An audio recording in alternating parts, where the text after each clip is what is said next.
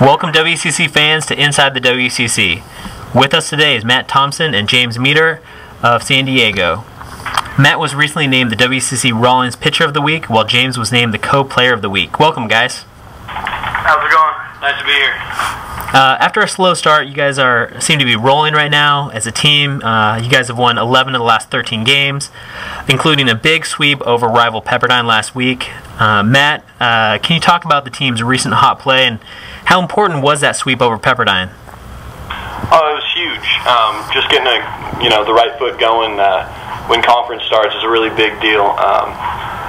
Not only was it Pepperdine, who is a rival, but it was the beginning of conference. It was really nice to put 3 wins in the pocket. Now, Matt, can you talk about your performance against Pepperdine last week, which earned you the Pitcher of the Week honors? You seem to be in the zone, throwing a complete game 2-hit shutout with a career-high 10 strikeouts.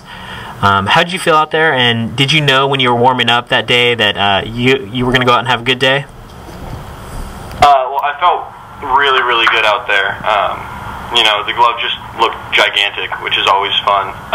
As for knowing whether or not I was going to do that well in the bullpen, I always try and have a positive attitude. I always feel like I'm going to do well, but sometimes it doesn't always turn out that way. It did on Saturday, which was nice.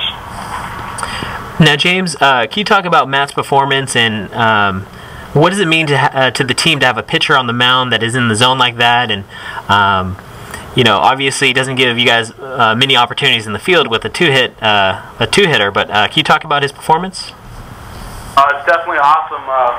With a guy going strong like that, we definitely got to stay in the game because you don't get many chances and you can easily mess it up. But when he's going out there and pumping the strikes and getting outs, it's definitely easy for the offense to focus on one thing and not really have to worry too much about defense.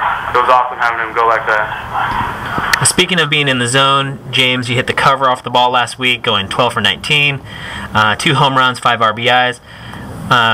You kind of got off to a slow start this season, but have really seemed to turn it on. Did you change your approach at the plate, or what's been the difference? There's actually not really no difference. I do the same thing I do every time when I go up there. Just take a big swing and try to hit it hard. You know what I mean? And there's no difference between the beginning of the year or now, but just seeing a little better, I guess. Now, Matt, you had a great summer making the Cape Cod League All-Star team, and that momentum seems to have carried over to this season. What were some of the things that the coaching staff wanted you to focus on during the summer and during fall ball? Just really getting comfortable back out on the mound after last year where we had so many arms here. I didn't get to pitch as much as I would have liked to, but I mean, granted, we had Madison, Romansky, and Pacina here, so they deserved it. But it was all about going out this summer and getting comfortable with all my pitches and just playing baseball, getting back to the fun of playing baseball and having a good time out there on the mound. And James, looking ahead to this weekend's matchup at Santa Clara, what are the things that you guys are going to need to do to be successful against a team that was picked 3rd in the WCC preseason coaches poll?